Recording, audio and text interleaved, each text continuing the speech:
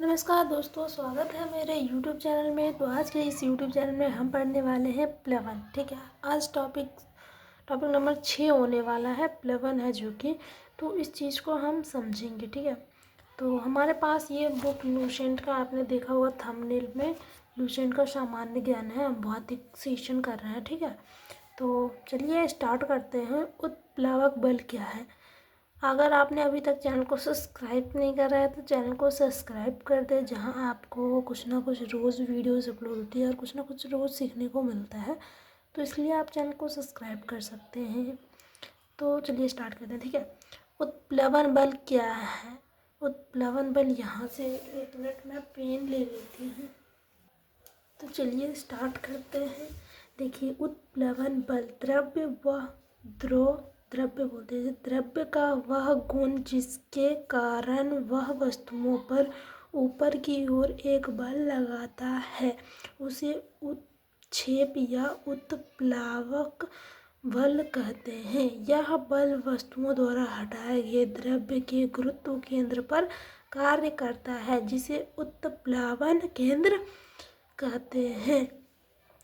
ये इंग्लिश में दिया है। इसका अध्ययन सर्वप्रथम आर्किमिडीज ने किया था। आर्किमिडीज। ठीक है, यहाँ पे कुछ जो सामान्य ज्ञान है, इसमें टॉपिक वाइज जो है दिया हुआ रहता है। जैसे यहाँ पे उत्प्लावक बल, अब इसके कुछ मेन पॉइंट रहेंगे। ठीक है, तो ऐसे ऐसे करके टॉपिक बना के दिया था। और ये बुक बहुत अच्छा है, आपको मार्केट में मिल जाएगा। ठीक है, कितना का मिलेगा इसमें नहीं दे रखा है RS, तो आप पूछ सकते हैं दुकान पे जाके, पास की दुकान से। उत्प्लावक बल द्रव्य में डूबी पिंड के आयतन एवं द्रव्य के घनत्व पर निर्भर करता है। पिंड जब द्रव में पूर्णतः डूब जाता है तो उत्प्लावक बल का मान अधिकतम हो जाता है। उत्प्लावक बल का मान ठोस वस्तु की प्रकृति एवं भार पर निर्भर नहीं करता है। आर्किमिडीज का सिद्धांत: जब कोई वस्तु किसी द्रव्य में पूरी अवस्था आंशिक रूप से डुबोई जाती है तो उसके भार में कमी का आभास होता है। भार में यह आभासी कमी वस्तुओं द्वारा हटाए गए द्रव्य के भार के बराबर होती है। ठीक है, तो यहाँ पे आई होप दिख रहा होगा। क्वालिटी तो मैंने थोड़ा अच्छा किया है। ठीक है, जूम कर दिया मैंने। अब 360 पे देख सकते हो। ठीक है, अच्छा दिखेगा। आर्किमिडीज का सिद्धांत: जब कोई वस्तु किसी द्रव्य में पूरी अवस्था आंशिक रूप से डुबोई जाती है तो उसके भार में कमी का आभास होता है। भार में यह आभासी कमी वस्तु द्वारा हटाए गए द्रव्य के भार के बराबर होती है।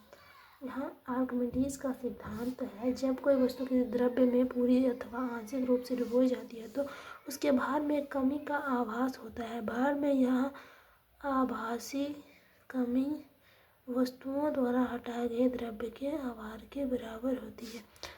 प्लवन का नियम यहाँ दे रखा। प्लवन का नियम देखते हैं क्या है। प्लवन का नियम: संतुलित अवस्था में तैरने पर वस्तु अपने भार के बराबर द्रव्य विस्थापित करती है। ठोस का गुरुत्व केंद्र तथा हटाए गए द्रव्य का गुरुत्व केंद्र दोनों एक ही ऊर्ध्वाधर रेखा में होने चाहिए। घनत्व, डेंसिटी, घनत्व को इंग्लिश में डेंसिटी कहते हैं। ठीक है, यहाँ पे घनत्व बराबर निकाल सकते हैं द्रव्यमान बटा आयतन। अगर आपको क्वेश्चन दिया रहेगा कि इसका घनत्व निकाले तो घनत्व का यहाँ पे जो है सूत्र देकर घनत्व बराबर द्रव्यमान बटा आयतन निकाल सकते हैं। इसका ऐसा है, मात्रा किलोग्राम मीटर क्यूब होता है। ठीक है, घनत्व मीटर क्यूब। अपेक्षित घनत्व देखेंगे अब। रिलेटिव डेंसिटी, यहाँ पे इसका सूत्र दे रखा है। अपेक्षित घनत्व बराबर होता है वस्तु का घनत्व बटा 4 डिग्री सेल्सियस पर पानी का घनत्व। अपेक्षित घनत्व एक अनुपात है, अतः इसका कोई मात्रक नहीं होता है। अपेक्षित घनत्व का मात्रक नहीं होता, घनत्व का मात्रक होता है तो किलोग्राम मीटर क्यूब होता है। ठीक है, आपेक्षिक घनत्व को हाइड्रोमीटर से मापा जाता है। आपेक्षिक घनत्व को हाइड्रोमीटर से मापा जाता है। सामान्य जल की अपेक्षा समुद्री जल का घनत्व अधिक होता है, इसीलिए उसमें तैरना आसान होता है। जब बर्फ समुद्र के पानी में तैरती है तो उसके आयतन का 1.10 भाग पानी के ऊपर रहता है। जब बर्फ समुद्र के पानी में तैरती है तो उसके आयतन का 1.3 भाग पानी के ऊपर रहता है। ठीक है। सामान्य जल की अपेक्षा समुद्री जल का घनत्व अधिक होता है, इसीलिए उसमें तैरना आसान होता है। आप कुछ चीज़ मतलब एक समुद्र का ना मुझे नाम नहीं याद रहा है, उसमें आप जाइएगा ना तो आप नीचे ऐसे डूबिएगा नहीं, आप ऊपर पे है ना आप तैरते रहिएगा। अभी नाम नहीं याद आ रहा है मुझे, इसलिए यहाँ देखते हैं। इस टॉपिक में यहाँ तक कवर कर लिया था। अब ये देखें, किसी बर्तन में पानी भरा है और उस पर बर्फ़ तैर रही है। जब बर्फ़ पूरी तरह पिघल जाएगी तो पात्र में पानी का तल बढ़ता नहीं है, पहले के समान ही रहता है। दूध की शुद्धता दूध मापी लैक्टोमीटर से मापी जाती है। मित केंद्र मेटा सेंटर तैरती हुई वस्तु द्वारा विस्थापित द्रव्य के गुरुत्व केंद्र को उत्प्लावन केंद्र कहते हैं। उत्प्लावन केंद्र से जाने वाली ऊर्ध्व रेखा जिन वस्तुओं पर वस्तुओं के गुरुत्व केंद्र से जाने वाली प्रारंभिक ऊर्ध्व रेखा को काटती है तो उसे मित केंद्र कहते हैं, मीटा सेंटर। ठीक है, क्या है आपने देखा यहाँ पे, तैरती हुई वस्तु द्वारा विस्थापित द्रव के गुरुत्व केंद्र को उत्प्लावन केंद्र कहते हैं। उत्प्लावन केंद्र से जाने वाली ऊर्ध्व रेखा जिस बिंदु पर वस्तु के गुरुत्व केंद्र से जाने वाली प्रारंभिक ऊर्ध्व रेखा को काटती है उसे मित केंद्र कहते हैं। तैरने वाली वस्तु के अस्थायी संतुलन के लिए शर्तें। तैरने वाली वस्तु के अस्थायी संतुलन के लिए शर्तें।